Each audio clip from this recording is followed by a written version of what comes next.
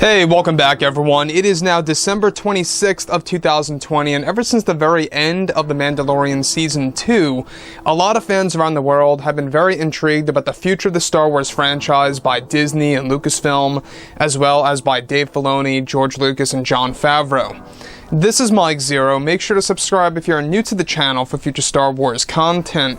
Now, by far, one of the biggest episodes within Season 2 of Mando is Chapter 13, in which we do in fact get the introduction of a live-action version of Ahsoka Tano, portrayed by Rosario Dawson. And I've talked about this numerous times, is that, well, Rosario Dawson really nailed the role of the character. She really did portray a live-action version of the animated version of her from Star Wars Rebels and the Clone Wars. I thought that she did an amazing job.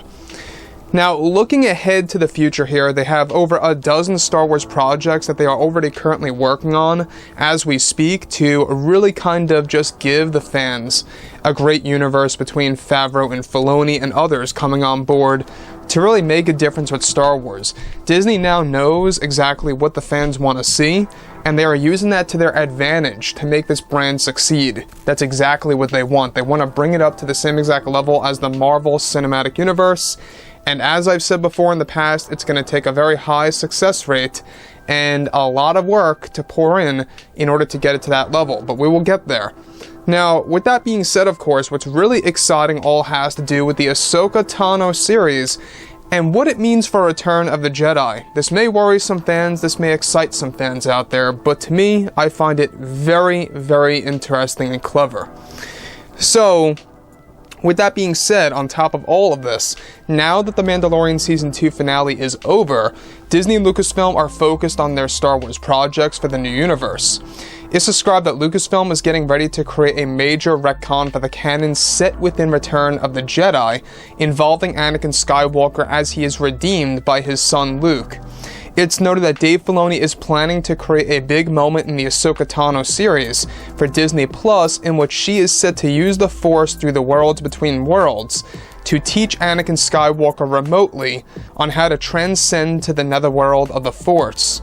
Ahsoka Tano is set to use the worlds between worlds to essentially allow Anakin Skywalker to live as a Force ghost and teaches him how to do so in the upcoming new canon material. This will essentially be Dave Filoni's way of using the concept of time travel mixed with the Force to have Ahsoka Tano instruct Anakin on how to become a Force ghost remotely to live on and guide his son Luke for the years to come in order to properly create a new Jedi Order within the Star Wars franchise. This concept is also created by George Lucas, who wanted to make this retcon a reality. Now, if we go ahead and check out the novelization of Return of the Jedi in there, Obi-Wan Kenobi tells Anakin on how to actually transcend to the netherworld of the Force. And that's a moment of clarity for Anakin where he feels very regretful. He tells Obi-Wan of how sorry he was. It's a very interesting novelization. I do suggest that you guys go ahead and read it to the very end, where you do get to learn more about how Anakin was able to become a Force ghost.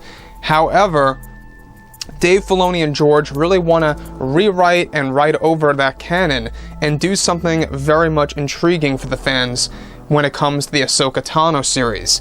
Now, this is going to be a very big and bold decision that I think some fans may like, some fans may not like this.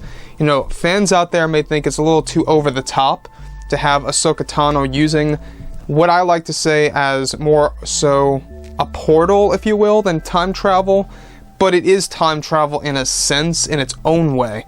It's not like time travel like Back to the Future in a sense, but if you guys watch the episode of Rebels Season 4, The Worlds Between Worlds, you'll know exactly what I'm trying to explain here. So, Dave Filoni is trying to do some complex things that's going to have a lot of implications on Return of the Jedi and the overall original trilogy, and exactly how Anakin is able to become a Force ghost. That, to me, I think is going to be a very defining moment within the Star Wars universe. Again, look at what they're doing already with the Kenobi series. They're creating a final clash between Kenobi and Vader. The battle of the century, as they like to call it, in the Kenobi TV series between Vader and Kenobi. That's all confirmed, by the way. Now, they're also doing something incredible with the Ahsoka Tano series, of how it's going to have a massive effect on Return of the Jedi just like this, and teaching the fans exactly how Anakin became a Force ghost, and how Ahsoka Tano is going to literally be there with Anakin as he is dying in Luke Skywalker's arms. That's going to be a big moment in the Ahsoka Tano series, and it's going to be very interesting to see how they're going to do this visually. I'm sure that we will be learning more and more about this throughout the months to come, but it will be interesting if they do use archived footage from Return of the Jedi to make this possible. And I think that they will, given that they did do this before in the past, such as in The Rise of Skywalker, they used archived footage of Mark Hamill, I believe, from Empire Strikes Back to make a young Luke. So with that being said, guys, drop a comment below.